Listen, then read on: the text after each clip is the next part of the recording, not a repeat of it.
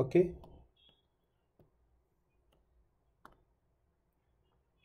so mechanical properties. We discussed about the region of elastic property. It was the intermolecular force. Then in general we defined stress strain and the relation between stress and strain, which is Hooke's law. Hooke's law is applicable for small change, और जो हम लोग पढ़ रहे हैं यहाँ पे इन सब में हम स्मॉल चेंज ले रहे हैं, ठीक है. E is an elastic constant. You can call it modulus of modulus of elasticity. Modulus of elasticity. E is the proportionality constant called elastic constant or modulus of elasticity. Intermolecular force किस चीज़ पे depend करता है? It depends on nature of material and temperature. So elastic constant E also depends on nature of material and temperature. Elastic constant give you an impression of how much elastic the body is. Larger the value of elasticity, elastic constant, larger the body is more elastic. इसके बाद हम लोग specific हो रहे थे कि किस direction में फोर्स लगेगा और कैसे इसका डायमेंशन चेंज होगा. सो दो डायरेक्शन लेते हैं फोर्स का, एक perpendicular to the surface and एक पैरेलल टू द सरफेस.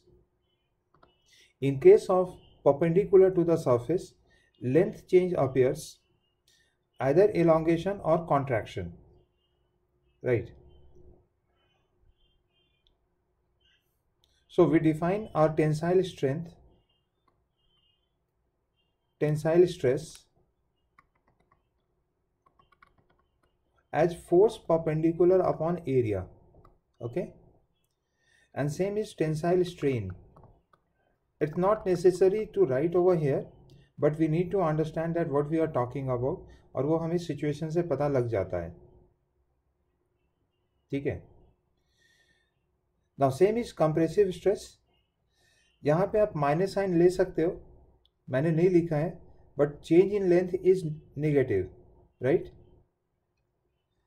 तो I am talking about at this point, you can take it as minus, right? But it's not necessary if we are understanding in the figure.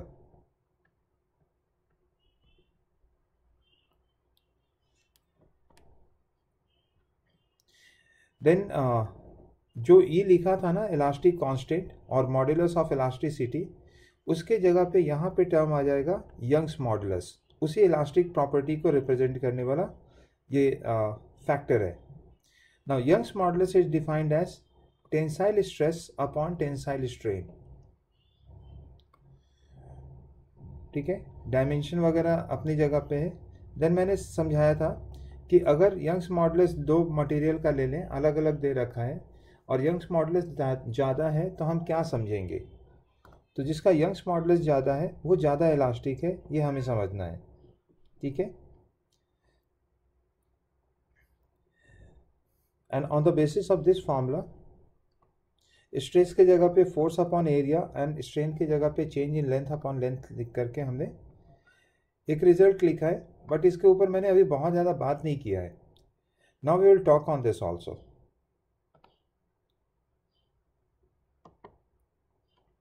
Then the second case was when the force is acting parallel to the surface. This is called shear effect. Okay, parallel to the surface. और shear force किसे कहेंगे? What is shear force?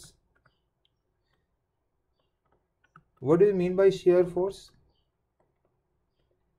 Force acting parallel, tangent to surface or parallel to surface. Yes, tangent to surface or parallel to surface, ठीक है. I took the example of this. ना यहाँ पे force हमने top surface पे लगाया है, ठीक है. एक लास्ट लेक्चर के डिस्कशन में ये भी निकल के आया था कि यहाँ पे हम फोर्स लगा रहे हैं, लेकिन जो डिफॉर्मेशन हो रहा है वो फ्रिक्शन के वजह से हो रहा है.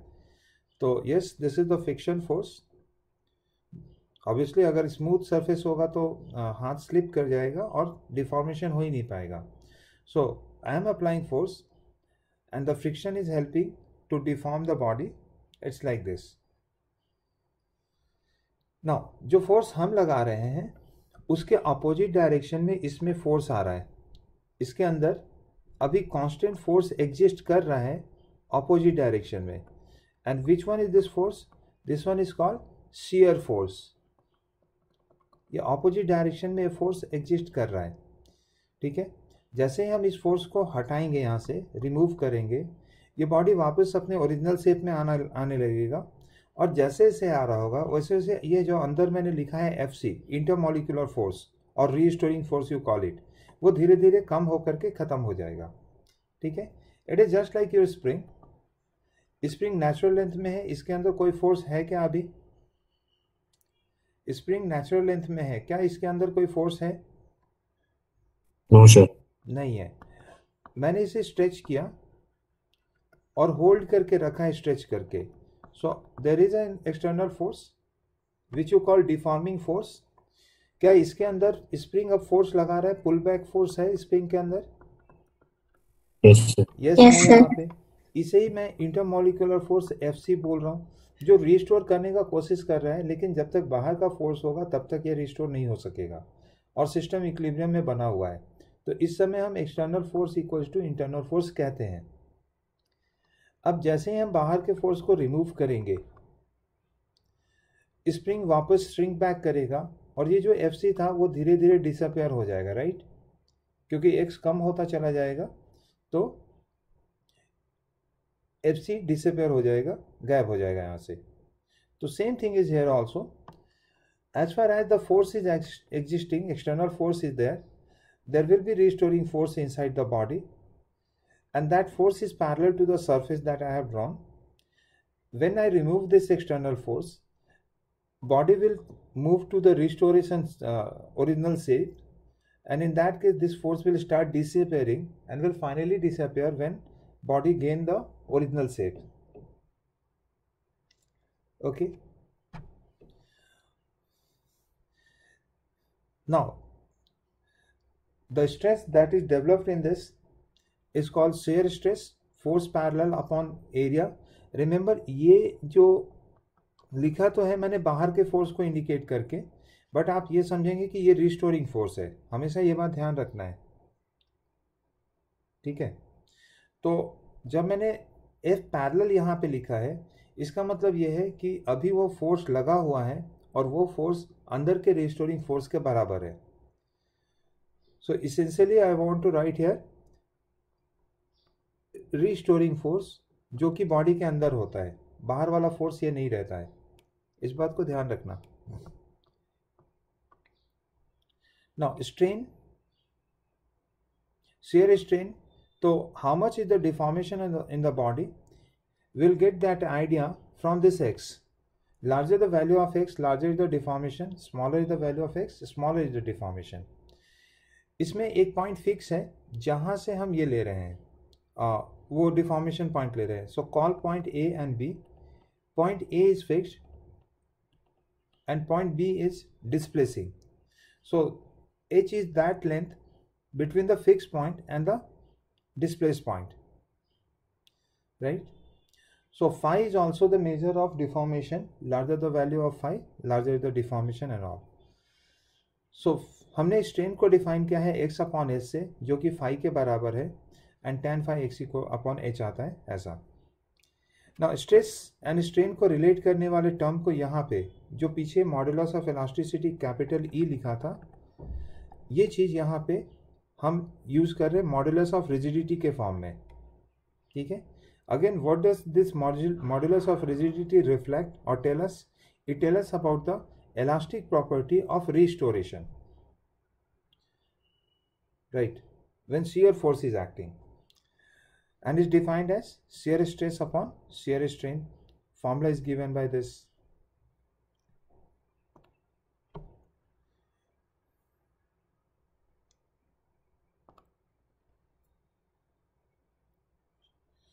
देखो, shear के लिए ना जो मॉलिक्यूल्स है उसे टेंजेंशियली जाना है. ये टेंजेंशियली का वर्ड मतलब कैसे आ रहा है वो समझो थोड़ा। जैसे ये बहुत सारे एटम्स है सॉलिड के अंदर, या you can take away you.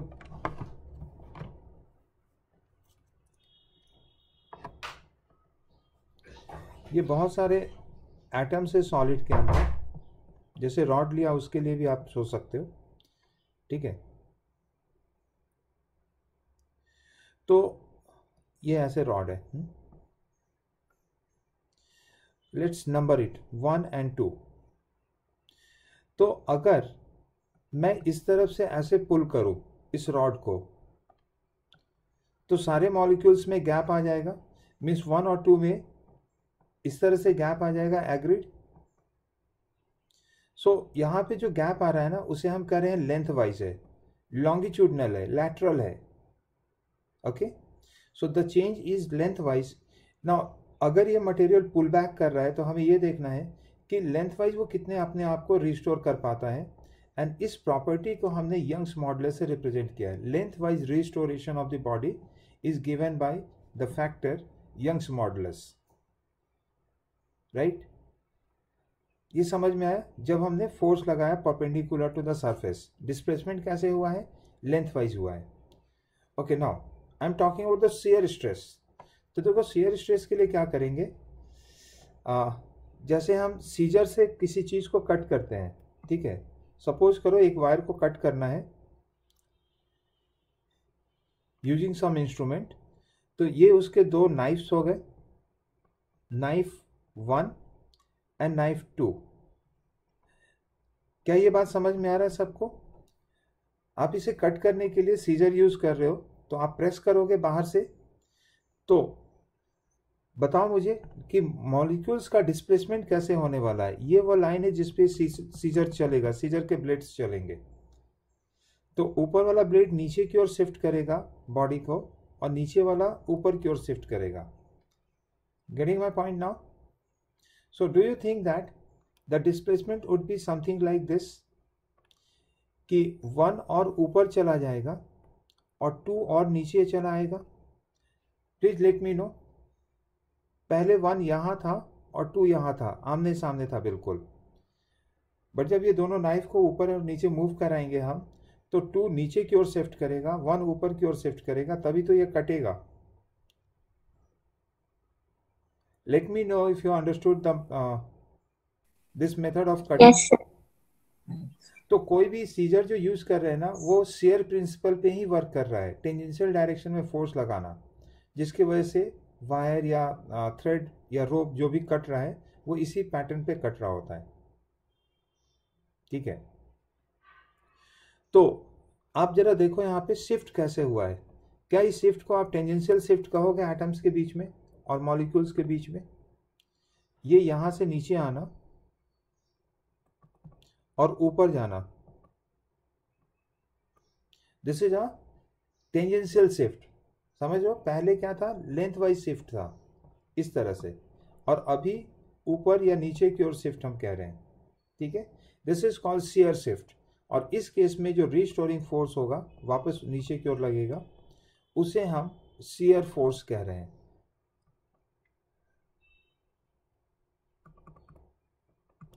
So I hope you understood that how the molecules are displacing in this case and why we are calling it shear or tangential.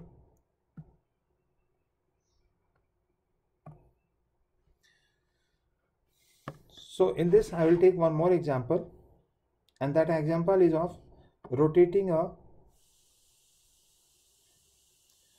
rod. See, this is the floor.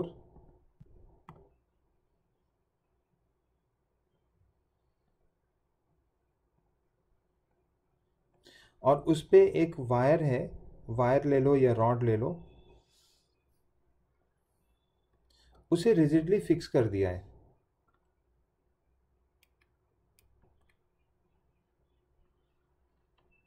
इसे मैंने floor पे rigidly move fix कर दिया है। इसका मतलब यह है कि फ्लोर वाला पॉइंट जरा भी मूव नहीं करेगा, ठीक है। और अब मैंने इसे कर्व सरफेस को पकड़ करके ऐसे रोटेट किया है, जैसे बॉटल के कैप को ओपन करते हो ना, तो just think about how you hold it and how you force it to rotate. तो आप कर्व सरफेस को पकड़ते हो और उसे रोटेट करते हो क्लॉकवाइज या एंटी क्लॉकवाइज डायरेक्शन में, राइट गाइस? ऐसे ही होता है ना? Yes sir. ओके, अभी मैंने चौक से एक मार्क दे दिया है रोटेट करने के पहले, ठीक है? तो ये चौक से मैंने इसके ऊपर मार्क दे दिया है ताकि जब रोटेशन होगा तो फिर हम देखेंगे कि ये लाइन कैसे मूव कर गया है। Now what happens, this point is A and this point is B. जब हम रोटेट करेंगे इसे तो आप थोड़ी देर के बाद, थोड़ा ट्विस्ट करने के बाद जो मुझे शेप दिखेगा इस लाइन का जो मैंने इसके सरफेस पे ड्रॉ किया था वो ऐसा करके दिखेगा। Let me know if you understand this. B जो है वो शिफ्ट होकर के यहाँ आ जाएगा, लेकिन ए शिफ्ट नहीं करेगा, इसे मैंने फिक्स कर दिया था ग्राउंड पे। Please let me know if you understand this. Yes जिस सर। पॉइंट पे Yes, मैंने sir. फोर्स लगा के रोटेट किया वो सबसे ज़्यादा रोटेट करेगा, ट्विस्ट होगा। जैसे जैसे हम नीचे आ रहे हैं वैसे वैसे अमाउंट ऑफ ट्विस्ट और रोटेशन जो है वो कम होता जा रहा है, और ए तो बिल्कुल भी नहीं शिफ्ट करेगा क्योंकि उसे मैंने रिजिडली फिक्स कर रखा था, ठीक है? तो इसमें ट्विस्ट आया है, ठीक है? इसका आप सर्कुलर टॉप व्यू को अगर देखोगे, ऊपर वाले टॉप सरफेस को, तो ये है वो सेंटर ओ, इसमें रोटेशन ऐसे दे रहे हैं। तो ये जो रोटेशन है क्या टेंजेंशियल डायरेक्शन में फोर्स लग रहा है सरफेस पे? This is my external force जिसकी वजह से टेंजेंशियल डायरेक्शन में फोर्स लग रहा है। यस इट इज, ठीक है? ये था पॉइंट बी और थोड़ी देर के बाद ये पॉइंट बी हो गया है। तो यहाँ पे रोटेशन है, let me call it theta. जो एंगल सेंटर रोटेट किया, सेंटर पे रोटेशन हुआ है वो थीटा है। ये है एक्स, इस फिगर में यहाँ है वो एक्स, बी और बी के बीच में गैप। ये है रेडियस आर, ठीक है? और ये है हाइट एच।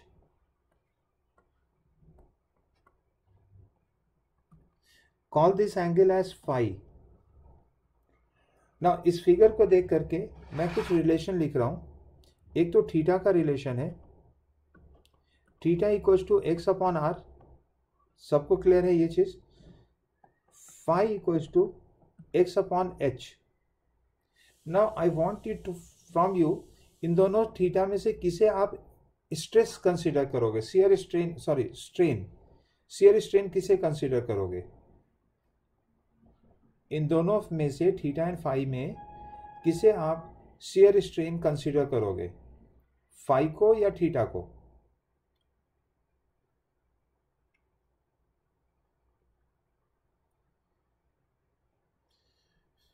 इसके लिए अगर ऊपर के फिगर को देखना है तो ऊपर के फिगर को देख के सोच सकते हो कि शियर स्ट्रेन को कैसे डेवलप किया था हमने। फाई को। फाई को क्यों लेंगे? Yes it is right. हालांकि मैंने अभी चीटिंग नहीं किया तुम लोगों के साथ फंसाने के लिए, सीधा सीधा लिख दिया था। फाई को क्यों लेंगे? तो वो टेंजेंशियल से। नहीं, तुम्हें ये देखना है कि इसमें एक पॉइंट फिक्स है जिसके रिस्पेक्ट में दूसरे पॉइंट को हम देख रहे हैं, राइट? हालांकि बी यस। में भी है, लेकिन वो जो ट्विस्ट आना है ना वो लेंथ वाइज हमें देखना चाहिए, ठीक है? शेयर हम रियलाइज कैसे कर रहे हैं इसमें वो समझना होगा।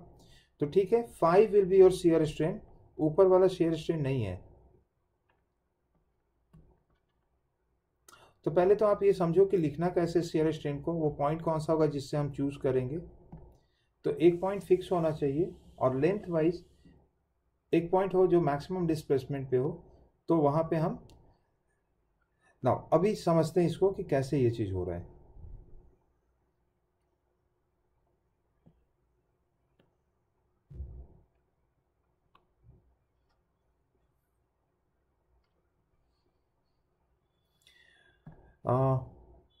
These are some plates which are stacked up one upon another, और रफ सरफेस है, सबके बीच में रफ है। मुझे ये बताओ, अगर आपने सबसे ऊपर वाले को पुल किया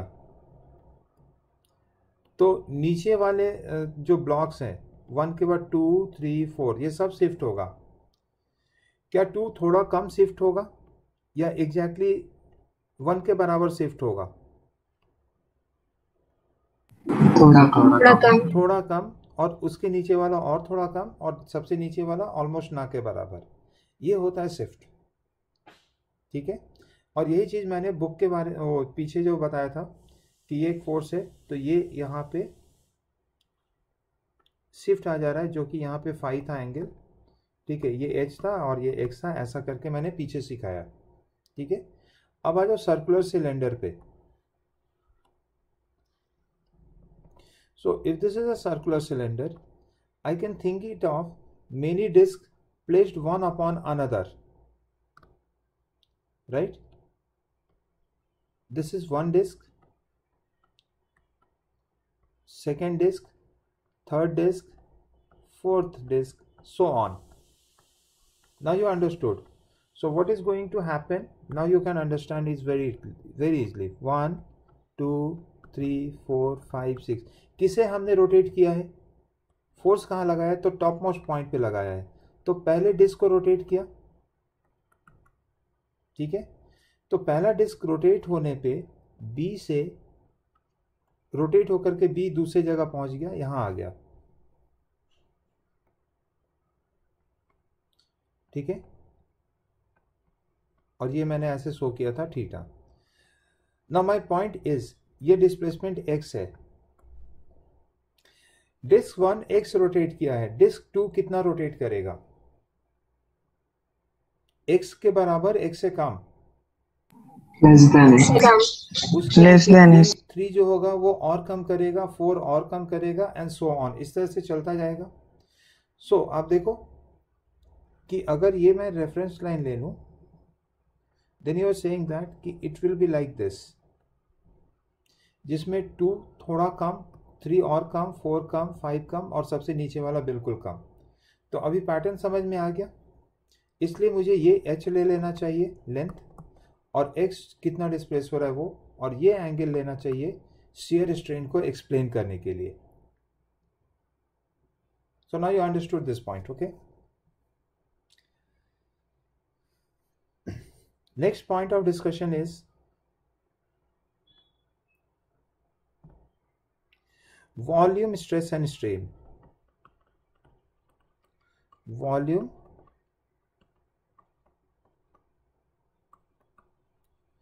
stress and strain.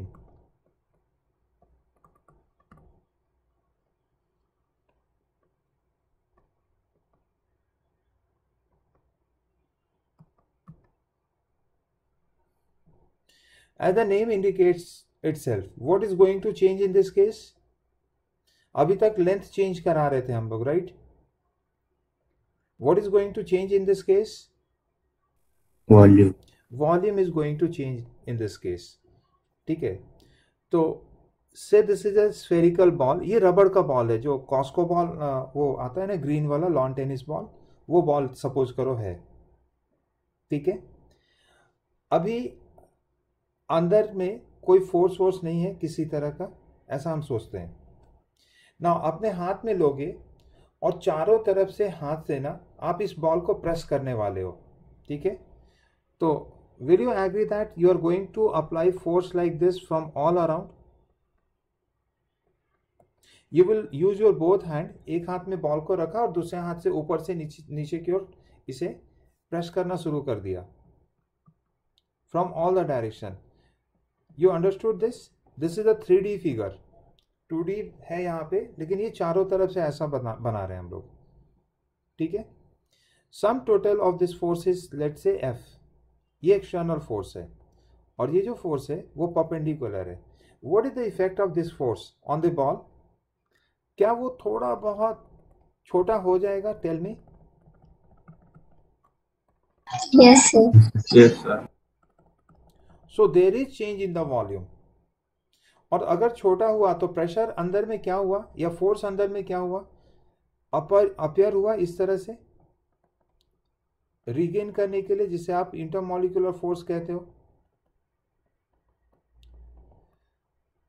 जब तक एक्सटर्नल फोर्स नहीं था तब तक इंटरनल फोर्स भी नहीं था, लेकिन जैसे ही एक्सटर्नल फोर्स आया और इसे थोड़ा डिस्प्लेस कर देगा, तो अंदर के मॉलिक्यूल्स क्लोज होने की वजह से वापस अपने पोजीशन को रीगेन करने के लिए बाहर की ओर फोर्स लगाएगा, जिसे आप यूजुअली FC कह रहे हो। ठीक है। एंड अभी के लिए जब तक आप प्रेस करके रखे हो तब तक FC और F इक्वल है। अगर आपने FC को रिमूव किया तो F को रिमूव किया तो FC इमीडिएटली नहीं गायब हो जाएगा। पहले FC के वजह से ये शेप को रिगेन करेगा, वापस जब ओरिजिनल शेप में आ जाएगा जो ग्रीन बोल्ड कलर से शो किया हुआ है, जब ओरिजिनल शेप में आएगा तब जाके ये धीरे धीरे कम होकर के गायब हो जाएगा FC।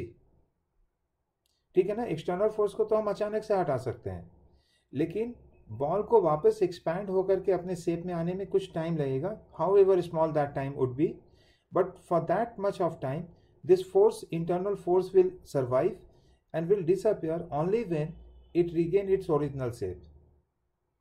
Okay, so now there is a term called change in volume. ठीक है, अगर मैं वो सेट करके दिखाऊं कि चेंज इन वॉल्यूम कितना है, so you all will agree with this shaded portion. This is the change in volume or decrease in volume, right? So change in volume upon initial volume. This is called your volume strain. Strain का तो formula ही है change in dimension upon initial dimension. So this is your volume strain. ठीक है, आप यहाँ पे minus sign दे सकते हो क्योंकि वॉल्यूम डिक्रीज हो रहा है। ओके, यहाँ पे देने का जरूरत नहीं, अकॉर्डिंगली चलेंगे। अभी के केस में डिक्रीज हो रहा है, अगर एक्सपेंशन होता तो उस केस में वॉल्यूम बड़ा हो जाता।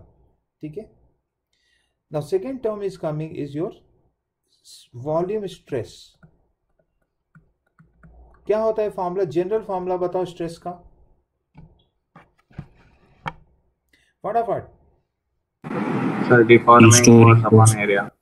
Deforming not Force. Restoring force upon area. इस स्फीयर का एरिया कितना लेना है तुम्हें जिस पे ये फोर्स लग रहा है?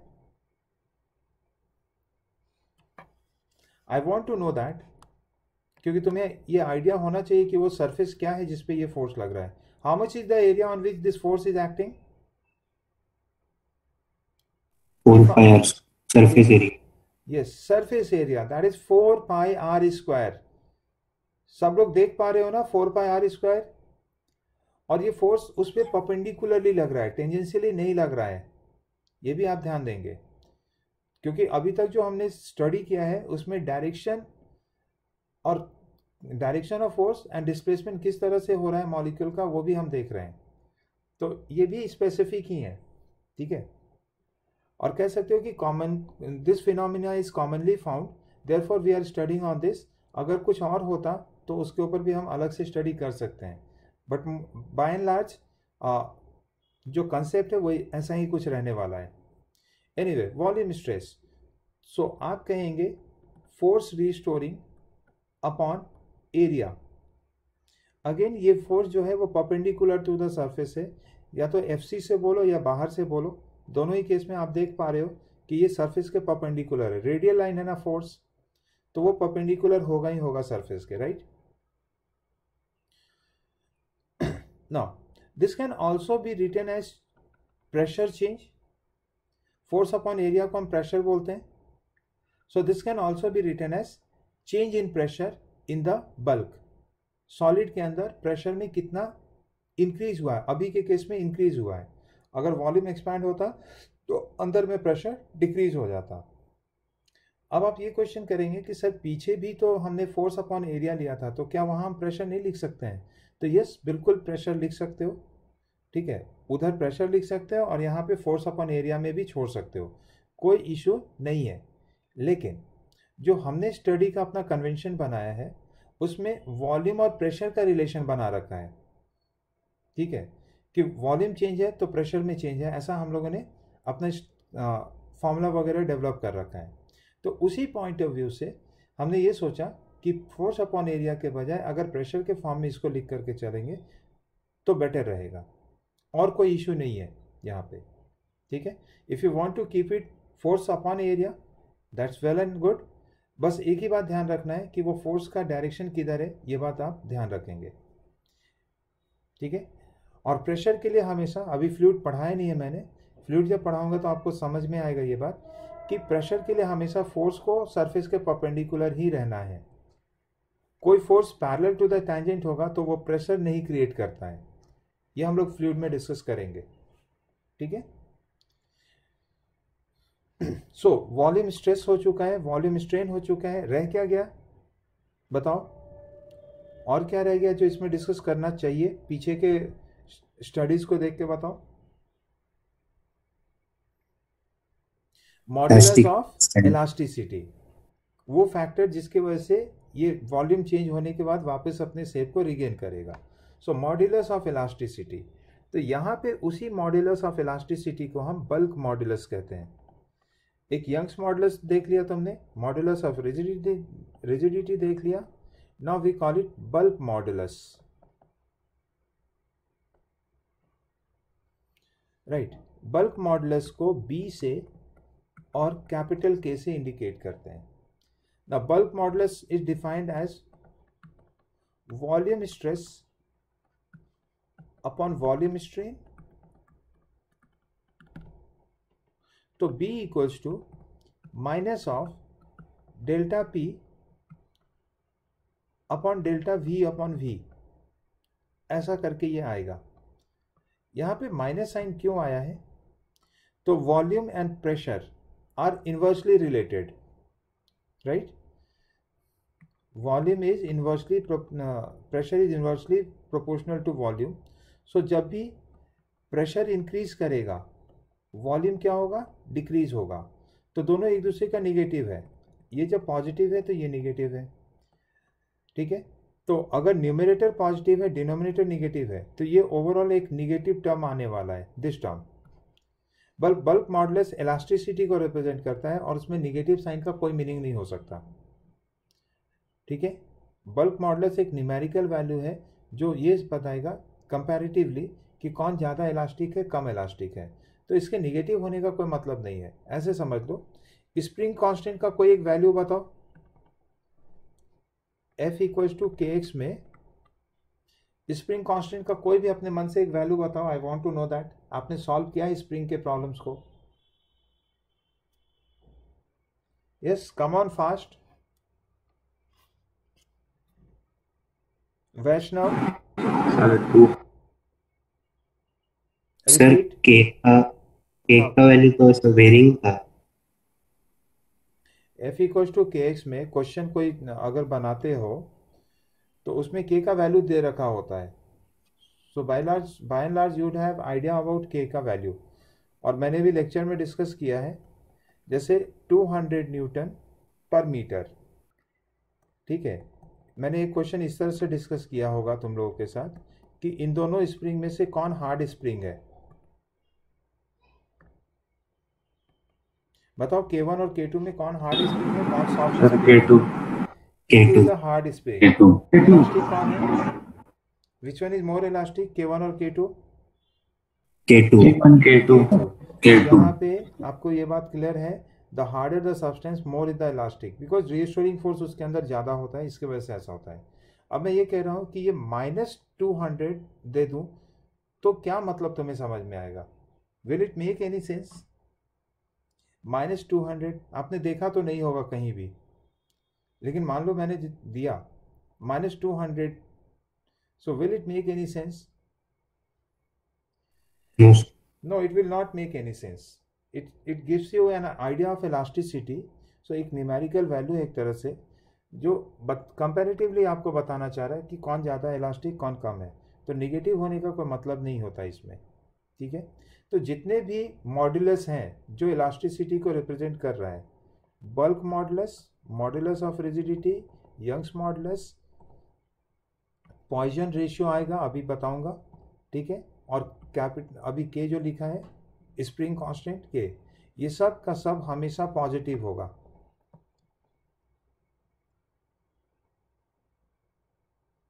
ओके, सिग्मा का वैल्यू नेगेटिव होता है, सॉरी टू से, सिग्मा का वैल्यू नेगेटिव होता है, ठीक है। लेकिन बाकी जो फैक्टर्स है उसका तो सिग्मा हटा दूं मैं यहाँ से, लेकिन बाकी का पॉजिटिव ही वैल्यू केवल रहता है। तो इसको पॉजिटिव, बल्क मॉडुलस को पॉजिटिव करने के लिए यहाँ पे एक माइनस साइन लगाया गया है, ठीक है। Any question?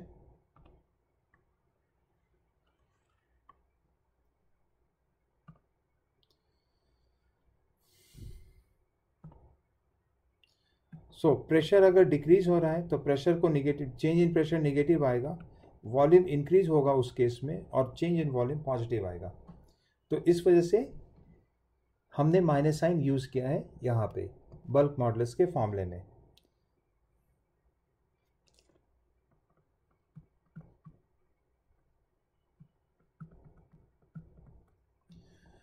So as far as the definition is concerned, we have completed. Okay, yeah, bulk modulus applicable, ये जो वॉल्यूम स्ट्रेस एंड स्ट्रेन का केस है, ठीक है, ये किसके लिए अप्लीकेबल है? सॉलिड के लिए, लिक्विड के लिए या गैस के लिए? एग्जाम्पल तो मैंने सॉलिड का दिया है कि एक बॉल है और उसे मैंने प्रेस किया है, बट ये बल्क मॉडुलस जो होता है ये लिक्विड और गैस सबके लिए अप्लीकेबल है, ठीक है। देखो गैस कैसे, ये कंटेनर है, chamber, which is fitted with a leak proof piston. इसके अंदर गैस रखा और गैस कहीं से लीक नहीं हो रहा है, and this is the piston. So you can press the piston to decrease the volume. What will happen to the pressure inside? Pressure will go up. You can pull the piston up, pressure will go down. So this is how a volume of gas, you are decreasing the volume or increasing the volume. तो यहाँ भी gas जो होगा, gases molecule, वो वापस अपने original shape में आने का कोशिश करेगा, अपने ओरिजिनल स्टेट में आने का कोशिश करेगा, ठीक है। और जब ओरिजिनल स्टेट में आने का कोशिश करेगा, इसका मतलब ये हुआ कि गैस के अंदर इलास्टिक प्रॉपर्टी है, ठीक है। तो आप पढ़ेंगे कि ये गैस का इलास्टिक प्रॉपर्टी के लिए बल्क मॉडुलस यूज करते हैं। In fact this is the elastic property of air through because of which we can communicate with each other. मेरी आवाज़ सबके तरफ इसलिए पहुंच रहा है क्योंकि एयर के मॉलिक्यूल्स में भी इलास्टिक प्रॉपर्टी है, and they are colliding and carrying away energy from one place to another place, ठीक है। So bulk modulus is applicable for solid, liquid, gas, all, ठीक है।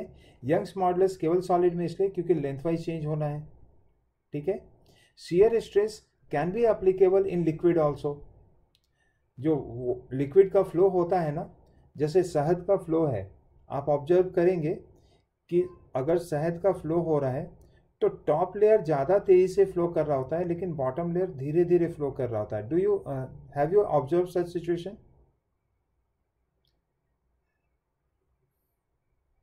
नहीं। कभी इस फ्लो को ऑब्जर्व करने का कोशिश करना, कोई भी गाढ़ा लिक्विड जो हो ना, उसके फ्लो को ऑब्जर्व करने का कोशिश करना, आप देखेंगे कि जो सरफेस के पास मॉलिक्यूल्स हैं नीचे, वो ऑलमोस्ट रेस्ट में रहता है और टॉप मोस्ट पॉइंट जो है वो सबसे ज़्यादा तेज़ी से चल रहा होता है। तो ये जो मूवमेंट है, इसे मैं लेयर में डिवाइड कर दूं तो मैं ऐसा बोल सकता हूँ कि सबसे ऊपर वाला सबसे तेज है, उसके नीचे वाला थोड़ा स्लो है, उसके नीचे वाला थोड़ा स्लो है, layer wise. Will study all this things in fluid, but ठीक है ना। तो मैं किसके बारे में ये बोल रहा था? शेयर स्ट्रेस के बारे में बोल रहा था। तो shear stress can be applicable in liquid. Young's modulus liquid में नहीं लग सकता है, केवल सॉलिड में लगेगा, ठीक है। Young's modulus modulus of rigidity can be applicable in liquid also apart from solid, ठीक है। गैस में नहीं लगता है क्योंकि गैस में टेंजेंशियल डायरेक्शन में बहुत वीक फोर्स होता है, ठीक है, बट फिर भी थोड़ा बहुत लगा सकते हैं हम लोग। लेकिन बल्क मॉडुलस जो है ना, ये लगता है गैस में, ठीक है। सॉलिड, लिक्विड, गैस में हम लगाते हैं इसे। So if I summarise what we have studied so far, तो मैंने तीन तरह का स्ट्रेस डिस्कस किया है। एक था जब फोर्स परपेंडिकुलर है ए पे, दूसरा फोर्स पैरेलल है ए पे, और तीसरा है वॉल्यूम का केस। तो क्या यही तीन है? नहीं, इसके अलावा भी हो सकता है, that depends on how you apply the force, but that is not being given in the books and all, ठीक है।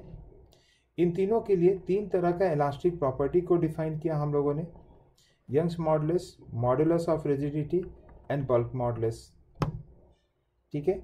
इन सब में स्मॉल चेंज के ऊपर हम लोग बात करेंगे, ये वाला भी बात को ध्यान रखने का है, ठीक है।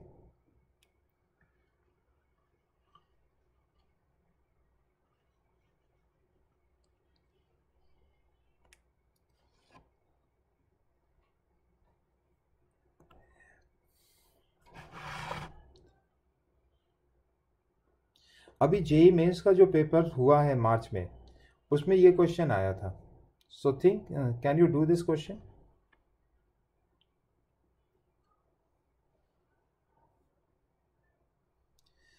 फाइंड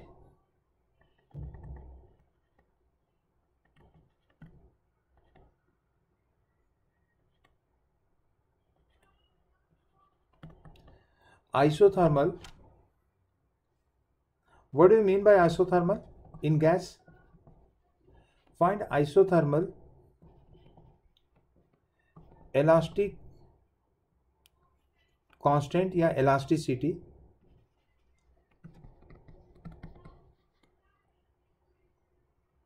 मतलब ये मॉड्यूलस पूछ रहा है of an ideal gas.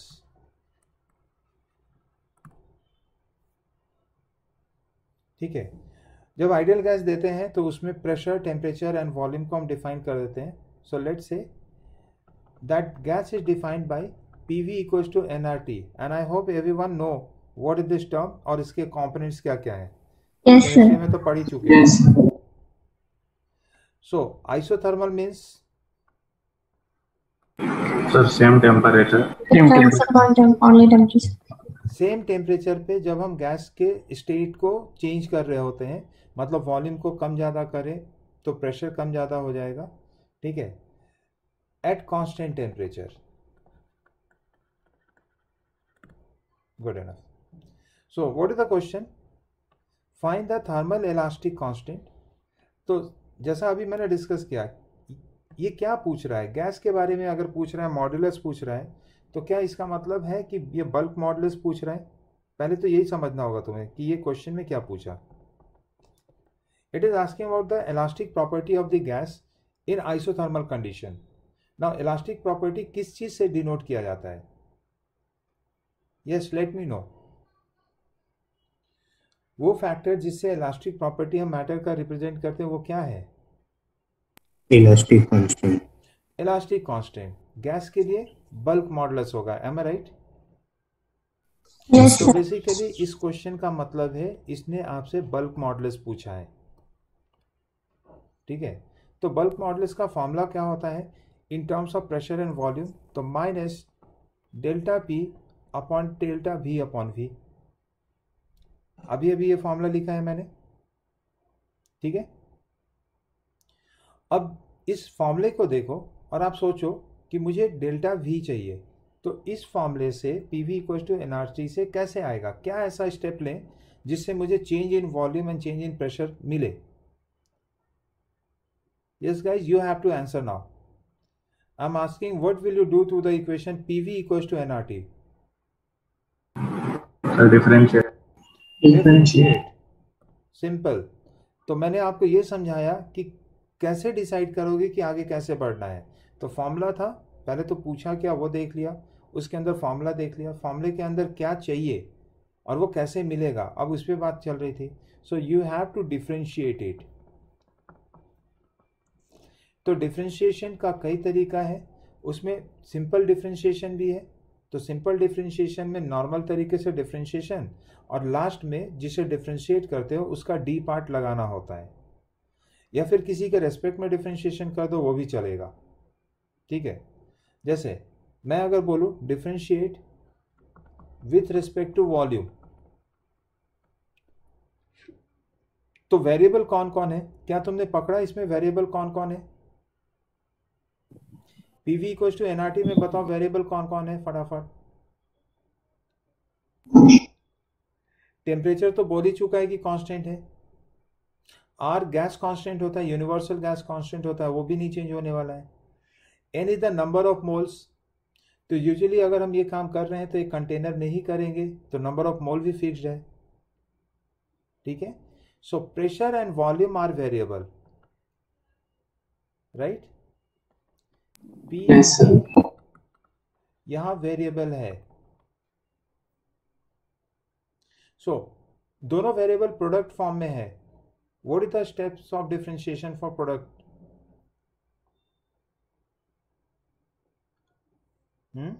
Differentiate network. Product rule से, one differentiate one at a time, right. तो देखो LHS को डिफरेंशिएट कर रहे हैं यहाँ पे, V को छोड़ा मैंने, बोलो P का डिफरेंशिएशन क्या लिखने वाले हो?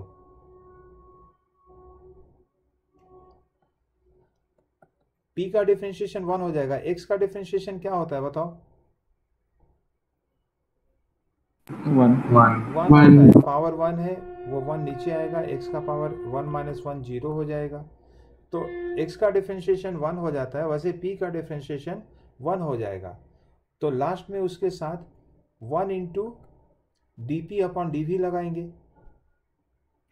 बीच में आएगा प्लस, उसके बाद प्रेशर को आप छोड़ दो, वॉल्यूम का डिफरेंशिएशन बोलो, v का डिफरेंशिएशन फटाफट बोलिए।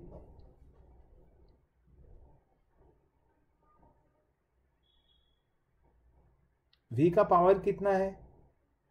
1. So what is the differentiation? x to the power 1 का डिफरेंशिएशन सोचो ना। 1. So it is 1 into dv upon dv, जिसे लिखने का जरूरत नहीं है, वो भी 1 ही हो जाएगा। सो ओवरऑल v का differentiation with respect to v is 1 equals to 0, क्योंकि LHS साइड में तो सब कांस्टेंट है, कांस्टेंट का डिफरेंशिएशन 0 होता है, ठीक है। जहां पे तुमने d लिखा है उसे आप डेल्टा भी अब बोल सकते हो। So I am writing is as delta p upon delta v plus p equals to 0, ठीक है। क्या चाहिए वो मुझे ध्यान में रखना है। सो डेल्टा p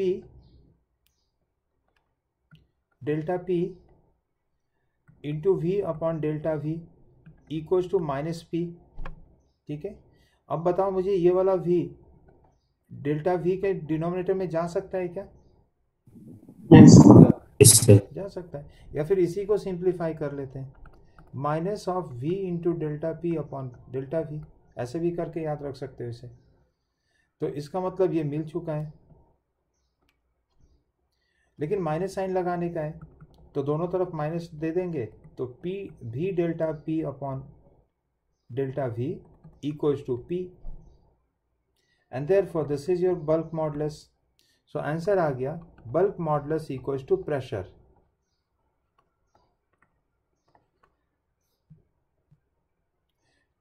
सो एक तरह से आप इसका कंक्लूजन ये निकल करके आ रहा है कि आइसोथर्मल कंडीशन में इलास्टिक प्रॉपर्टी गैस का कितना है ये कैसे पता लगेगा?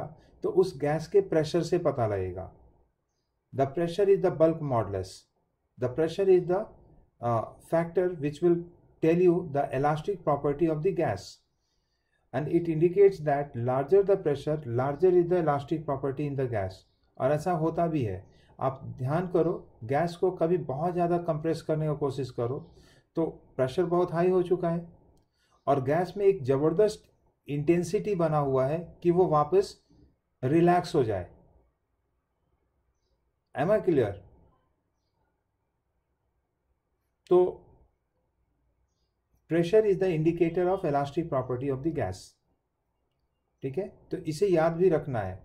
अब एग्जामिनेशन हॉल में बैठ के हम डिफरेंशिएशन नहीं करेंगे, यहां सिखा दिया। एग्जामिनेशन हॉल में थोड़ा अलग कुछ आ जाएगा तो फिर आप करेंगे, ठीक है। सेकेंड क्वेश्चन,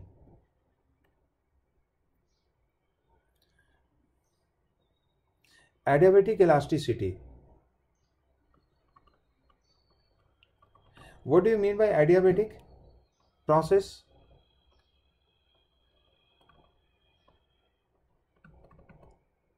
नहीं जानते हो क्या?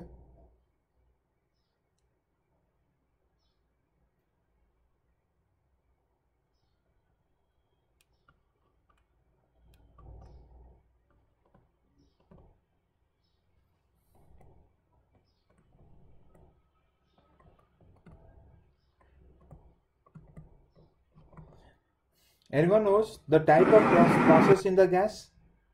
आइसोथर्मल बता दिया। What is isobaric process? क्या कांस्टेंट रहता है उसमें?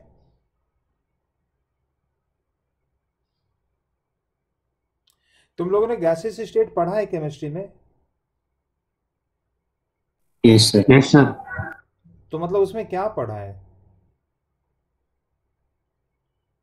उसमें ये सब कुछ नहीं था गैस के बारे में। रियल गैस, आइडियल गैस में आइसोथर्मल, एडियाबेट, आइसोबेरिक, आइसोकोरिक, ये सब कुछ था ही नहीं क्या? मतलब हो ही नहीं सकता है, ये मैं पूछ रहा हूँ तुमसे।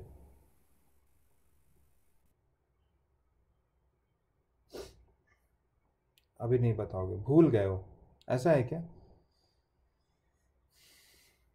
चलो ठीक है। Adiabatic process is that process in which heat exchange does not takes place. ठीक है, और उस एडियाबेटिक प्रोसेस को हम लोग डिफाइन करते हैं PV gamma equals to constant से, where gamma is CP upon CV. Of course ये सब नहीं पता होगा, हो सकता है फिर, ठीक है। इसे हम पॉइजन स्टेट होता है ना, गैस के एटॉमिसिटी को इंडिकेट करता है, इंडिकेट एटॉमिसिटी ऑफ गैस। जैसे hydrogen gas H2, is it monoatomic और diatomic? Atomic. This is diatomic, right? Like methane gas CH4, तो जो गैस है वो पॉलीएटॉमिक कहलाएगा। यहाँ पे इसमें 5 एटम्स हैं, 4 हाइड्रोजन के, 1 कार्बन के, ठीक है। कोई भी नोबल गैस ले लो, ठीक है, तो कोई भी नोबल गैस ले लो तो वो क्या है? वो मोनोएटॉमिक है ना। हीलियम ले लो, हीलियम गैस, ठीक है। तो गामा क्या रिप्रेजेंट करता है? एटॉमिसिटी ऑफ द गैस को रिप्रेजेंट करता है, और उसका वैल्यू क्या है वो सब आगे सीखोगे। वेल, एडियाबेटिक प्रोसेस का ये रिलेशन होता है। फिर से पूछ रहा हूं मैं, तुमसे पूछा गया elastic constant, so what you are intended to find? You are intended to find bulk modulus, ठीक है। तो फिर से फॉर्मूला रिकॉल करो, बल्क मॉडुलस, तो it is delta P upon delta V into V, ये निकालना है तुम्हें। Again, how do you get this from this given equation? So you have to differentiate again this equation. So start differentiation. अगर आप differentiation gas volume के respect में कर रहे हो तो लिख दो यहाँ पे विथ रिस्पेक्ट टू वॉल्यूम। तो अगर मैंने P को छोड़ दिया तो V to the power gamma, ऐसे सोच लो कि V टू द पावर 3 का डिफरेंशिएशन क्या होगा, फटाफट बोलो। 3v to the power 3 minus 1, that is 2, 3v square बोल रहे हो आप। तो वैसे ही gamma v to the power gamma minus 1 into dv upon dv, plus इस बार v to the power gamma को छोड़ दिया तो प्रेशर को डिफरेंशिएट करना है, तो प्रेशर का डिफरेंशिएशन 1, लेकिन उसके साथ dp अपॉन dv अटैच कर देंगे and make it equals to 0।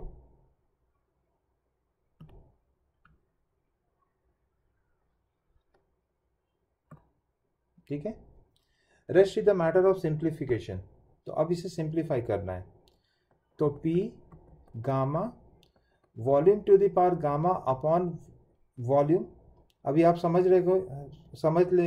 रहे होंगे कि मैंने कैसे गामा माइनस 1 को ब्रेक किया है यहाँ पे, ठीक है।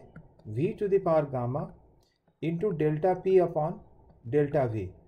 ये जो dP है इसे हम डेल्टा P बोल रहे हैं। आपको पता है ये पहले से कि केवल एक ही फ़र्क है, दोनों ही छोटा है, एक बहुत ज़्यादा छोटा है। तो अभी जैसा ज़रूरत है उसके हिसाब से हम चल रहे हैं। तो dP को डेल्टा P बोल रहे हैं, dV को डेल्टा V बोल रहे हैं, and this is equals to 0। इसमें से ये V to the power gamma तो कॉमन निकल के बाहर हो जा रहा है, so P gamma upon V plus delta P upon delta V equals to 0। और यहाँ से देखो तो minus of delta P upon delta V equals to P gamma upon V और ये वाला v को भी क्रॉस मल्टीप्लाई करके दूसरे तरफ अगर ले आओगे तो ये v यहाँ आ गया, like this. Is it your bulk modulus B? And therefore the answer is B equals to pressure into gamma.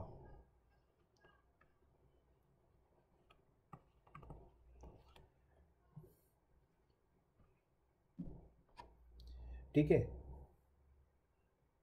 this is the answer.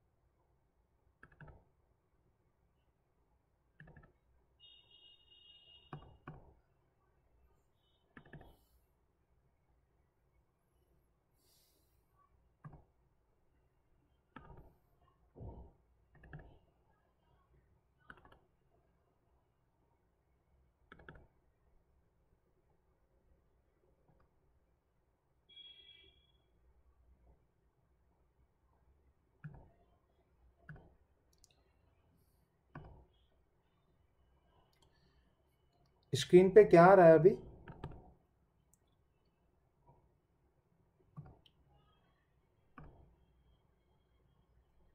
वैष्णव, अभी स्क्रीन पे क्या डिस्प्ले कर रहे हैं? सर वो अभी जो आपने डायबिटिक इलास्टिक कांस्टेंट दिखाया वो उधर ही है screen. Yes, sir. Fine. Okay, मैं थोड़ा बुक आपका टेक्स्ट बुक ओपन कर रहा हूँ, एक सेकेंड. हाँ,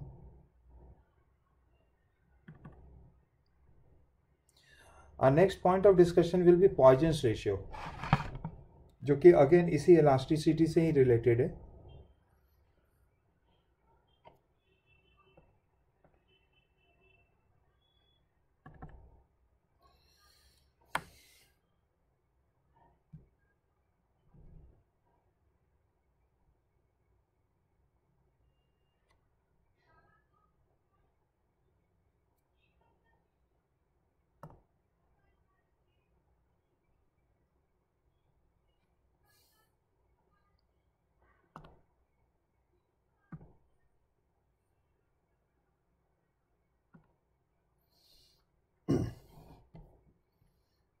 So this is the textbook. Young's modulus हो गया है. क्वेश्चंस करेंगे.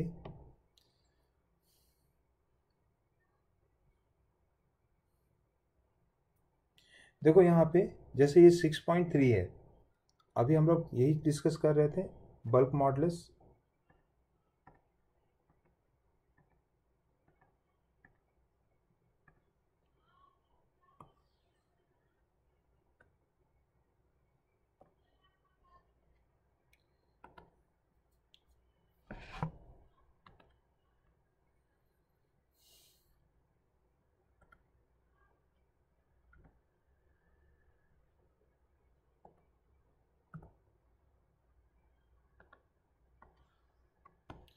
So what are this question says?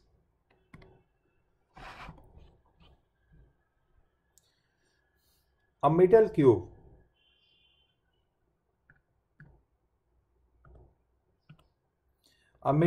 of side 1 meter is subjected to a force.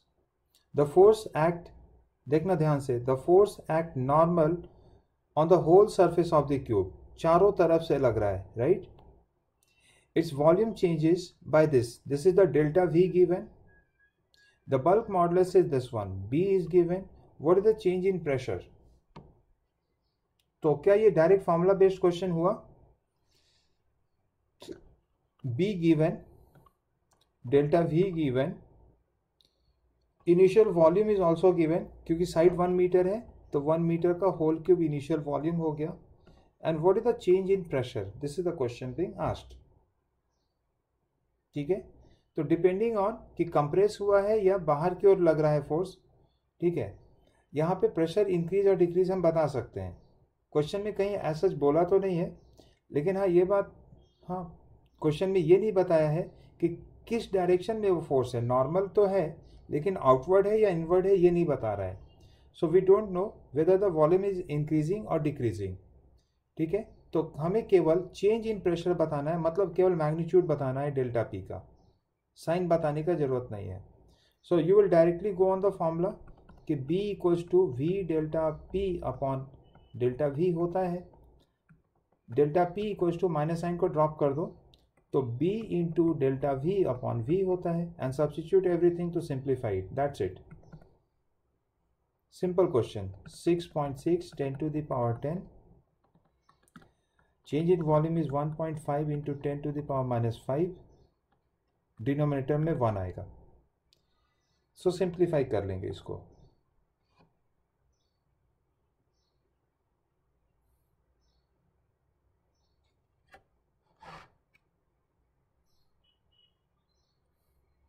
जब आप टेक्स्ट बुक को पढ़ेंगे ना तो ये सब टेबल पे ध्यान देंगे.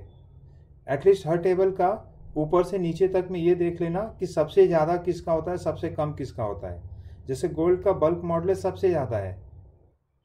ठीक है, तो गोल्ड को कंप्रेस करना मुश्किल है, और एक बार कंप्रेस हो जाए तो गोल्ड वापस अपने शेप को वापस रिगेन बहुत फटाफट करेगा वॉल्यूम वाइज. ठीक है, मॉड्यूलस ऑफ रिजिडिटी पे भी बात हो गया है. अभी देखो मॉड्यूलस ऑफ रिजिडिटी में कौन सबसे ज़्यादा है, तो स्टील का मॉड्यूलस ऑफ रिजिडिटी सबसे ज़्यादा है. गोल्ड का कम हो गया, बल्क मॉड्यूलस गोल्ड का ज़्यादा था, तो modulus of rigidity of steel is more. Again this is simply formula based question, we need to understand the situation. Poisson ratio जो अभी मैं डिस्कस करूंगा, देख रहा था कितना करना है. ऐसे तो हम लोग और कुछ ज़्यादा ही वर्कआउट करते हैं. ठीक है,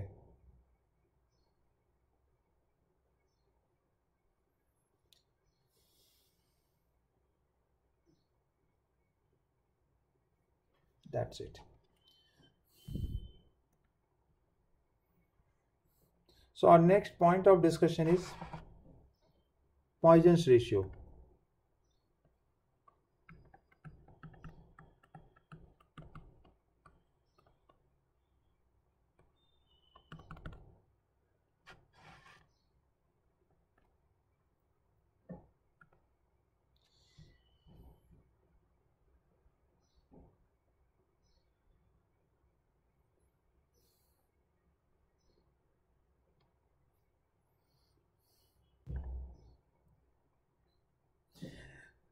पॉइजन रेशियो को सिग्मा से डिनोट करते हैं.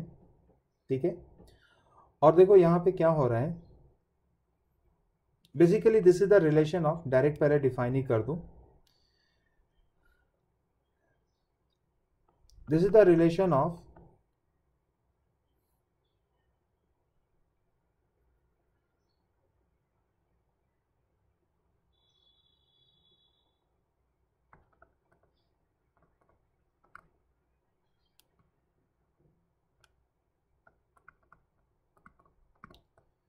strain in diameter upon strain in length. अभी स्ट्रेन इन डायमीटर को कैसे रिप्रेजेंट करोगे, तो डी से, तो delta D upon D upon delta L upon L. ठीक है, अच्छा डायमीटर में जो चेंज आ रहा है उसे आप रेडियस चेंज से भी रिप्रेजेंट कर सकते हो. सो you can equally right delta R upon delta L upon L. This is the formula for Poisson ratio. है किसके लिए, तो ये रॉड के लिए है. For a cylinder,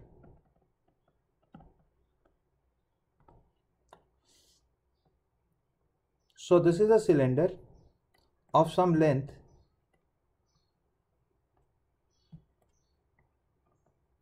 and some radius or diameter. So when you expand it, जब भी एक्सपेंशन होगा आपको पता है ना कि ये पतला होता चला जाएगा. एक्सपेंशन होगा तो लेंथ बढ़ेगा, तो रेडियस पे क्या फर्क पड़ेगा? कम होगा. ठीक है, इस तरह का एक्सपेंशन में हम कांस्टेंट क्या लेते हैं बता सकते हो? यहाँ लेंथ बढ़ रहा है, रेडियस कम हो रहा है, कांस्टेंट क्या है इसमें? Good, yes, repeat your answer. Volume. It is the volume. True.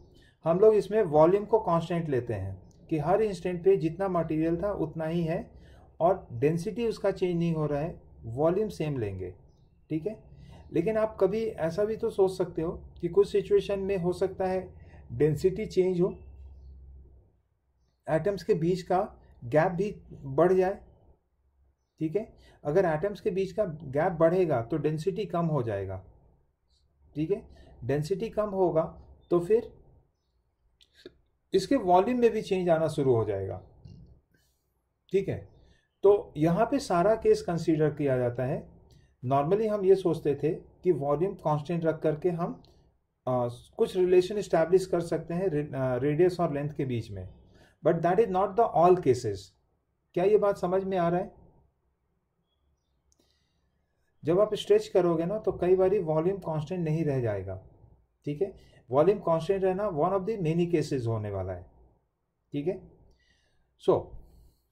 तो इसी के बारे में बात कर रहे थे. तो ये रहा तुम्हारा डेल्टा आर, ये जो चेंज है ये है डेल्टा आर, और दोनों तरफ से मिला करके ये वाला लेंथ और ये वाला लेंथ मिला करके तुम्हारा डेल्टा एल टोटल होगा. ठीक है, delta L one plus delta L two, तो delta L is total length change.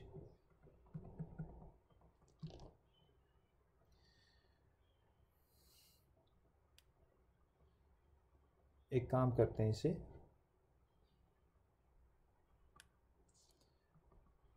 Total length L dash अगर दिखा दूं अभी, तो L dash minus L is your delta L, ऐसा. राइट, तो इसको लेकर के ये ऊपर का रिलेशन है. अगेन कहीं ना कहीं ये इलास्टिसिटी को तो शो कर रहा है, लेकिन ये इलास्टिसिटी से थोड़ा अलग हट करके डेंसिटी चेंज, वॉल्यूम चेंज, इसके बारे में भी वो स्टेटमेंट कहने का कोशिश कर रहा है. ठीक है, तो simply Poisson's ratio is the ratio of change in the diameter upon change in the length. ठीक है, अब ये जो पॉइजन्स रेशियो है इसका वैल्यू कहाँ से कहाँ तक होता है?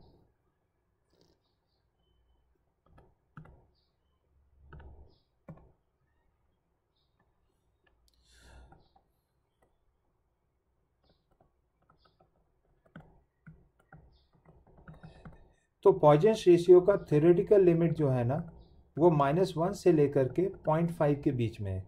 इसीलिए मैंने पीछे बोला था कि इसका वैल्यू निगेटिव भी होता है सिग्मा का, जबकि वाई, ईटा, बल्क मॉडुलस, इन सब का पॉजिटिव केवल वैल्यू लेते हैं. ठीक है, यहाँ पे सिग्मा का हम लोग निगेटिव वैल्यू भी आता है, बट ये थ्योरेटिकल है. Again this is theoretically. ठीक है, what is practical limit? Practical मतलब जो हम एक्चुअली में रियलाइज करते हैं, वो है सिग्मा का वैल्यू 0 से लेकर के 0.5 के बीच में. थ्योरेटिकल लिमिट सिग्मा का है -1 से लेकर के 0.5 तक. थ्योरेटिकल और प्रैक्टिकल लिमिट है 0 से लेकर 0.5 तक. ठीक है, तो ऑफकोर्स -1 वाला जो केस है उसमें कुछ हाइपोथेटिकल सिचुएशन भी कंसीडर किया गया होगा.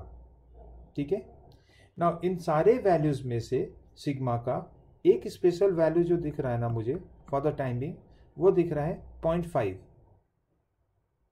ठीक है, तो ये किस केस में है? मैंने क्या बोला था, वॉल्यूम चेंज होगा या नहीं होगा इस केस में, बताइए.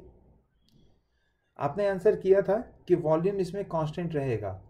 तो मैंने ये बोला था कि बहुत सारा सिचुएशन हो सकता है, and out of those situations one situation is in which volume will remain constant.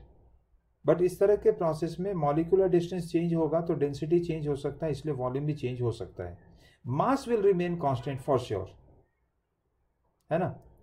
इस पूरे सिस्टम का मास हमेशा सेम रह जाएगा। तो ये 0.5 कब आएगा? तो इसे एज ए क्वेश्चन भी पूछा जाता है कि ये कांस्टेंट वॉल्यूम वाला ही केस है। सिग्मा 0.5 कब होता है? कांस्टेंट वॉल्यूम पे। तो इसे आप याद रखेंगे, ठीक है। और अभी हम लोग प्रूफ कर लेते हैं।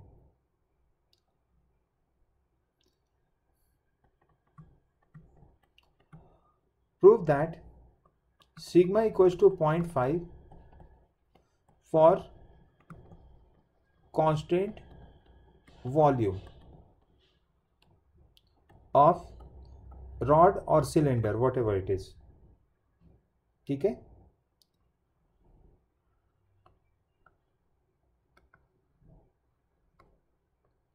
तो इसके आगे आप खुद से कर सकते हो तुम लोग।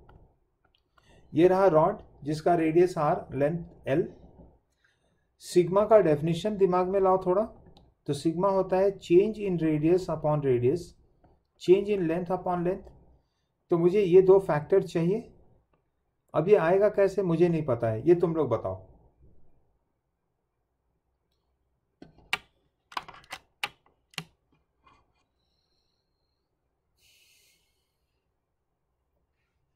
सिग्मा को 0.5 प्रूफ करना है और सिग्मा का फॉर्मूला ये होता है। अभी आप लोग बताइए मुझे, change in radius upon radius and change in length upon length कैसे आने वाला है?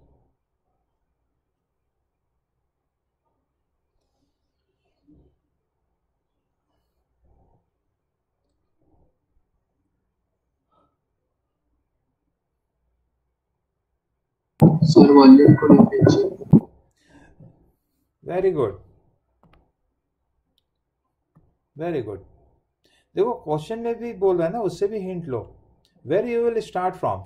So you will start from the volume and delta R निकालना है, मतलब डिफ्रेंशिएट करेंगे तभी तो निकलेगा, ठीक है। So first you will write volume of cylinder. तो ये देखो लिखा volume V equals to pi R square into L. इसमें लेंथ वेरिएबल है, इसमें रेडियस वेरिएबल है और वॉल्यूम को कांस्टेंट रखना है, ठीक है। तो हम इसे डिफरेंशिएट करने वाले हैं। आप बोलो किसके रेस्पेक्ट में डिफरेंशिएट करें? बोलिए, कोई वेरिएबल ही लेना होगा। डिफरेंशिएट विथ रिस्पेक्ट टू, चलो आर से करते हैं। मैं बोल रहा हूं फिर से, ये चॉइस है तुम्हारा, आर से करो, एल से करो, वी से करो, सबसे चलेगा, कोई प्रॉब्लम ही नहीं है, ठीक है। वी से नहीं करना, कांस्टेंट है वी इसके वजह से। हालांकि अभी तो हम वेरिएबल ही ले रहे हैं, लास्ट में कांस्टेंट होने की वजह से जीरो बोलने वाले हैं। So let's start differentiating. V का डिफरेंशिएशन क्या हो जाएगा? dv अपॉन dr, जीरो, जिसे जीरो लिखेंगे या, लेकिन अभी मैंने dv अपॉन dr लिखा। पाई कांस्टेंट है, ये बाहर, आर स्क्वायर और एल प्रोडक्ट रूल से जाएगा, तो एल को छोड़ दिया मैंने। आर स्क्वायर का डिफरेंशिएशन बोलिए आर के रेस्पेक्ट में, दिस इज सिंपली 2r। आगे लगता है dr अपॉन dr जो कि कैंसिल होकर के 1 हो जाएगा। फिर आर स्क्वायर को छोड़ दिया, एल का डिफरेंशिएशन बोलिए 1 dl अपॉन या 1, लेकिन उसके बाद dl upon dr DL upon करना dr। पड़ेगा तुम्हें। l का 1 हो जाएगा, उसके बाद dl अपॉन dr लिखना पड़ेगा। As said in the question this is zero, volume constant है तो पाई भी हट ही जाएगा यहाँ पे, ठीक है। 2rl R square delta L upon delta R, कुछ इस तरह से आने वाला है। दिस इंप्लाइज दैट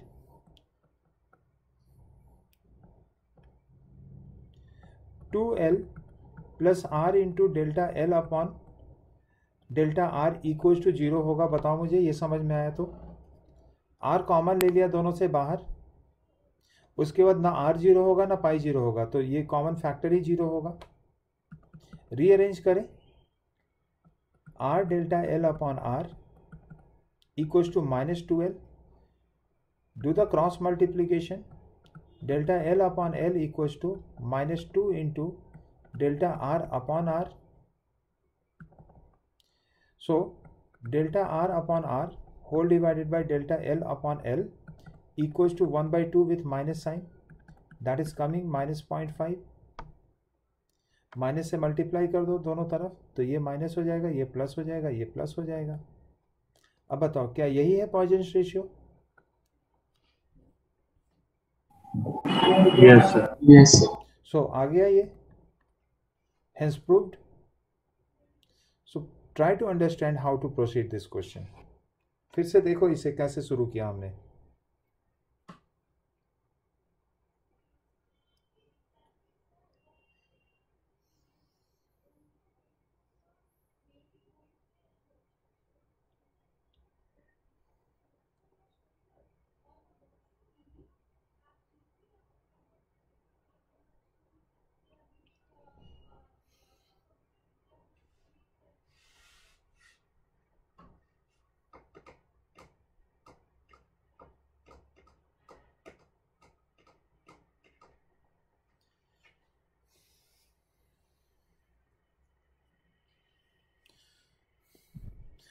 तो पता है आपको, बस फॉर्मूला पहले याद रखना है इसमें. अभी तक बहुत ही चैलेंजिंग चीज़, कंसेप्चुअल चीज़ नहीं आया है. पहले तो फॉर्मूला हर एक केस का याद रख लेना है, ठीक है. तो Poisson's ratio is complete in this sense. और कॉम्पिटिटिव लेवल पे भी इतना ही पढ़ना है, ठीक है. बोर्ड लेवल पे तो बस फॉर्मूला ही पढ़ना है. ये सब जो बताया है ये कॉम्पिटिटिव लेवल पे मैंने सिखाया, और लास्ट वाला भी उसी पे है. Sir yes. सर सिग्मा का अगर रेंज पूछा तो कौन सा? नहीं तो मैंने बोला तो कि सिग्मा का रेंज में ये बोलना पड़ेगा ना, थियोरेटिकल लिमिट और प्रैक्टिकल लिमिट. और मान लो कि कुछ नहीं बोल रहा है तो आप थियोरेटिकल लिमिट देंगे, ओके सर. ठीक है. बट ऐसा क्वेश्चन नहीं आएगा जो डाइसी हो, जो डाउटफुल सिचुएशन में आपको डाल दे. जो भी क्वेश्चन होगा वो कुछ क्लियर कट रहेगा. जैसे तुमने बोला कि सर रेंज ऑफ सिग्मा क्या लिखेंगे, तो question need to mention something about that, कि वो क्या एग्जैक्टली मांग रहा है, ठीक है.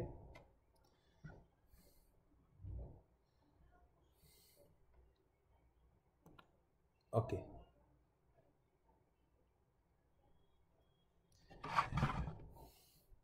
Now we have drawn a curve of stress versus strain. अभी तक में हमने ये सीख चुके हैं कि स्ट्रेस और स्ट्रेन प्रोपोर्शनल होता है, लेकिन हमेशा प्रोपोर्शनल नहीं होता है, केवल छोटे चेंज के लिए प्रोपोर्शनल होता है, ठीक है. So we are going to draw stress strain curve for a wire. Stress strain curve for a wire.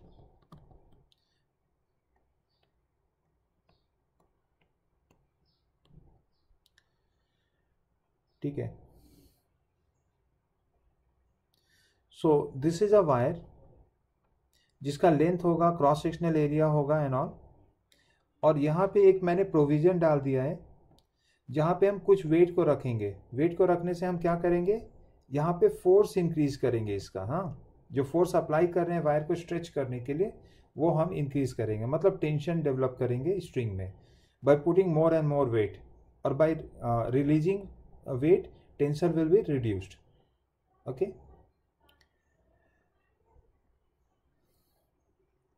now formula will be stress equals to Young's modulus into strain. ठीक है. so what we understand is इसका एक curve आ जाता है.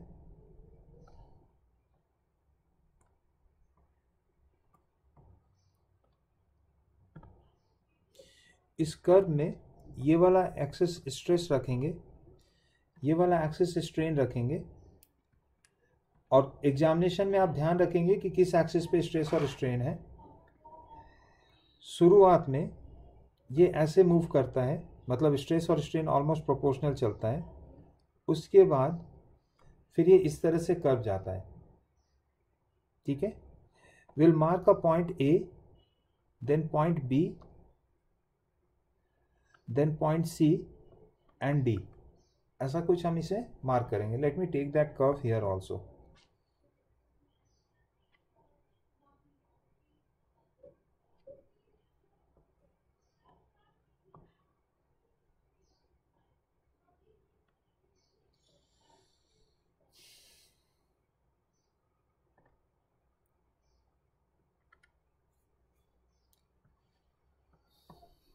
So by and large मैंने यही figure बनाया है. ठीक है. नाउ सबसे पहले मैं बी पॉइंट का बात करता हूँ. देखो ये जो बी पॉइंट है ना, ये बता रहा है elastic limit, last limit up to which अगर इलॉन्गेशन हो तो बॉडी, ये जो वायर है ना, वापस अपने ओरिजिनल शेप में आ जाएगा. स्ट्रेन का मतलब क्या समझ रहे हो आप? Change in length. स्ट्रेस का मतलब क्या आप समझ रहे हो? बाय एंड लार्ज फोर्स समझ रहे हो. ठीक है. तो फोर्स लगाने पे बॉडी में इलॉन्गेशन आ रहा था. ठीक है. अब ये जो मैंने मार्क किया यहाँ पे, ये वो लास्ट इलॉन्गेशन, मैक्सिमम इलॉन्गेशन है जब तक ये बॉडी इलॉन्गेट होता, और फिर छोड़ने पे, फोर्स हटाने पे ये वापस अपने शेप को रिगेन कर लेगा. मतलब इलास्टिसिटी बी पॉइंट तक रहता है, इसलिए हम इसे इलास्टिक लिमिट या यील्ड पॉइंट कहते हैं. बी पॉइंट को क्या बोलते हैं हम लोग? इलास्टिक लिमिट, क्योंकि यहां के बाद ये प्लास्टिक बन जाएगा. ठीक है. और यील्ड पॉइंट, यील्ड का मतलब सरेंडर कर देना है ना, गिव अप कर देना. तो B point is that point, elastic limit और यील्ड पॉइंट. उसके पहले ए पॉइंट क्या दिख रहा है? तो ए पॉइंट के पहले जो कर्व है ना, वो स्ट्रेट दिख रहा है. तो ये वही है जहां पे हम हुक्स लॉ लगाते हैं. हुक्स लॉ के लिए क्या था कंडीशन? स्मॉल डिस्प्लेसमेंट जिसमें स्ट्रेस जो होगा डायरेक्ट स्ट्रेन के प्रोपोर्शनल होगा, और वो यही है ओ से लेके ए तक. तो ए पॉइंट को हम लिमिट ऑफ प्रोपोर्शनैलिटी कहते हैं, या इसने प्रोपोर्शनैलिटी लिमिट लिखा है. ठीक है. Proportional limit. प्रोपोर्शनल का मतलब क्या हुआ कि इसके पहले तक में जितना स्ट्रेस दे रहे हैं उतना ही स्ट्रेन हो रहा है. ठीक है. लेकिन बी से सी, ए से बी में देखो, ए से बी में क्या हो रहा है कि हम फोर्स कम बढ़ा रहे हैं लेकिन इलॉन्गेशन ज्यादा हो रहा है. क्या ये दिख रहा है सभी को? फोर्स कम लगा रहे हैं, फोर्स कम बढ़ा रहे हैं वहां से, लेकिन इलॉन्गेशन ज्यादा हो रहा है. तो होना भी चाहिए. मॉलिक्यूल्स में डिस्टेंस बढ़ते जा रहा था, और इंटरमॉलिक्यूलर फोर्स ज्यादा डिस्टेंस होने की वजह से वीक भी होता जा रहा है. तो एक ऐसा डिस्टेंस तो आएगा ना जब बाहर का फोर्स कम भी लगाएंगे तो बॉडी जो है वो ज्यादा से ज्यादा इलॉन्गेट होगा, क्योंकि रिस्टोरिंग फोर्स एक पर्टिकुलर डिस्टेंस के बाद कम हो जाता है. So this is what happening between B and A and B. ठीक है. इसने सी को यहां लिखा है. Anyway, after B the body become plastic. इसके बाद जो है ना, बॉडी में रिस्टोर करने का टेंडेंसी खत्म हो जाएगा. क्यों ऐसा हुआ? क्योंकि मॉलिक्यूल सफिशिएंटली एक दूसरे से दूर हो चुका है. क्या ये बात क्लियर हुआ? बी पॉइंट के बाद मॉलिक्यूल्स एक दूसरे से सफिशिएंटली दूर हो चुका है, इतना दूर हो चुका है कि अब रिस्टोरिंग फोर्स उसके अंदर सर्वाइव ही नहीं कर पा रहा है. तो रिस्टोरिंग फोर्स सर्वाइव नहीं कर रहा है तो वापस पुल बैक का सिचुएशन नहीं हो रहा है, और बॉडी जैसे है वैसे ही रह जाएगा. राइट. तो उसे इसने ऐसे बनाया, तो मैं भी उसी तरह से ये बना दूं. ये रीजन इलास्टिक बिहेवियर का है.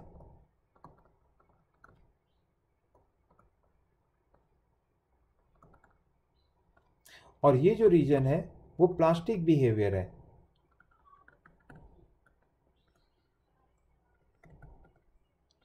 तो अब प्लास्टिक बिहेवियर में ये देखना है मुझे कि ये टूटेगा कब.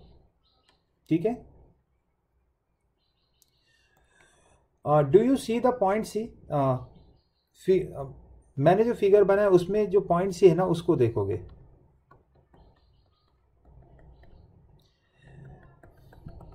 What we can observe at point C is this is the maximum stress, ठीक है ना। वाई एक्सिस पे देखो ये हाइट, तो ये मैक्सिमम स्ट्रेस है जो हम प्रोवाइड कर रहे हैं। ओके, उसके बाद क्या दिख रहा है तुम्हें सी के बाद कि कर्व नीचे जा रहा है। कर्व नीचे जाने का मतलब ये होता है कि even though if you reduce the weight, जो भी तुमने वेट रखा था सी पॉइंट पे, सबसे ज्यादा वेट रखा था, सबसे ज्यादा फोर्स अप्लाई कर रखा था मैंने, even though if you reduce the force after C, the wire will keep on elongating, and this situation is where the wire become fluid. इतना ज्यादा मॉलिक्यूल्स के बीच में गैप आ चुका है कि अब जरा भी पुल बैक करने का तो छोड़ो, होल्ड ऑन करने का भी केस नहीं है। अगर आप फोर्स को कम करते चले जाओगे तब भी ये वायर जो है वो इलोंगेट करता चला जाएगा। ये समझ में आया तुम लोग को point? Fluid nature of the wire क्या है? यस देखो ए बी सी डी ये सब जो पॉइंट्स है ना, वो क्या इंडिकेट कर रहा है? वो बता रहा है एक्सटेंड ऑफ मॉलिक्यूलर डिस्टेंस, ठीक है ना। ए पॉइंट पे इतना मॉलिक्यूलर डिस्टेंस था कि इलास्टिसिटी तो अभी भी है, रिस्टोरिंग फोर्स सर्वाइव कर रहा है और वो प्रोपोर्शनल है, जितना आप फोर्स लगाओगे उतना ही वो डिस्प्लेस हो रहा है, ऐसा था। ए से बी में मॉलिक्यूलर डिस्टेंस और बढ़ा क्योंकि मैंने फोर्स बाहर से बढ़ाया था। अभी भी जो रेंज है ना मॉलिक्यूल का, उसमें मॉलिक्यूलर डिस्टेंस इतना है कि रिस्टोरिंग हो जाएगा, लेकिन प्रोपोर्शनल नहीं होगा। पहले धीरे धीरे रिस्टोर करेगा, जैसे जैसे मॉलिक्यूल करीब आएगा इंटरमॉलिक्यूलर फोर्स बढ़ेगा और तेजी से फिर स्टोर करना शुरू होगा। आप देखेंगे ऐसा कभी कभी कि पहले धीरे धीरे श्रिंक का हो रहा होता है और जैसे ही उसका साइज छोटा होता है और वो और तेजी से श्रिंक होना शुरू हो जाता है। So this is what is going on. B के बियॉन्ड क्या हो रहा है कि हमने फोर्स लगा करके मॉलिक्यूल को इतना गैप पे ले आए हैं कि अब इनके बीच का जो रिस्टोरिंग फोर्स था ना, वो ना के बराबर हो गया है, ठीक है। तो रिस्टोर करना तो अब खत्म ही हो गया है।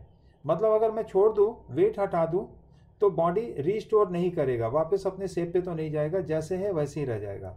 That's why I called after B it is a plastic behaviour. लेकिन उस प्लास्टिक बिहेवियर में भी जैसे जैसे हम वेट बढ़ाएंगे वैसे वैसे लेंथ बढ़ेगा। बट आप एक चीज देखोगे कि वेट मैंने बहुत ज़्यादा नहीं बढ़ाया, वेट का मतलब स्ट्रेस से है, स्ट्रेस मैंने बहुत ज़्यादा नहीं बढ़ाया है, लेकिन लेंथ बहुत ज़्यादा बढ़ रहा है, दिख रहा है।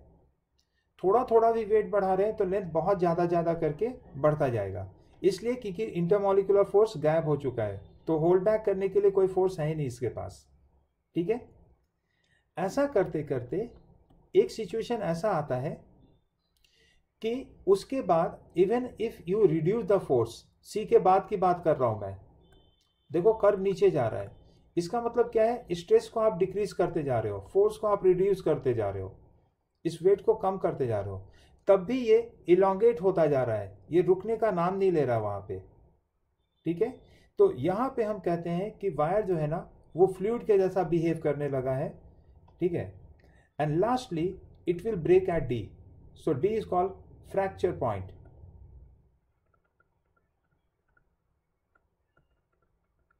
याद रखना ये मेटल वायर के लिए मैंने शो किया है, ये रबर बैंड के लिए नहीं है। रबर बैंड में ये सब स्टेजेस नहीं आता है because of different nature, okay. तो आई होप ये फिगर आपको समझ में आ गया होगा। इसमें जो सी पॉइंट है ना, इसे हम ब्रेकिंग स्ट्रेस कहते हैं। अब नेक्स्ट लेक्चर में बताऊंगा कि ये क्या होता है ब्रेकिंग स्ट्रेस। ऐसे नाम से समझ में आ गया है, वो मैक्सिमम स्ट्रेस जिसको अप्लाई करने के बाद वायर पक्का टूटेगा। Breaking stress is that maximum stress, उससे ज़्यादा अगर मैंने फोर्स लगाया, स्ट्रेस डाला, तो वायर पक्का टूटेगा। उससे कम अगर रहा तो ब्रेकिंग स्ट्रेस से कम अगर फोर्स रहेगा तो वायर नहीं टूटेगा, ठीक है। उसके बाद ये कितना दूर तक खींचता है, मतलब प्लास्टिक रीजन में कितना लंबा जाता है वायर, वो वायर के डक्टिलिटी को शो करता है, ability to convert into wire. और जितना शॉर्ट रहेगा उतना ही वो बॉडी ब्रिटल रहेगा। So you know brittleness and ductility of the body, है ना। ब्रिटलनेस में वो टूट जाएगा लेकिन इलोंगेट नहीं करेगा, डक्टिलिटी में इलोंगेट करेगा, टूटेगा नहीं जल्दी, यही केस होता है। तो on the basis of this curve, you will be asked to find which one is more ductile, which one is more brittle. ठीक है, तो अब नेक्स्ट सेशन में हम लोग इन सब चीज़ों पे बात करेंगे. I am closing this session. Okay guys, bye. भाई सर यार यस बोलो.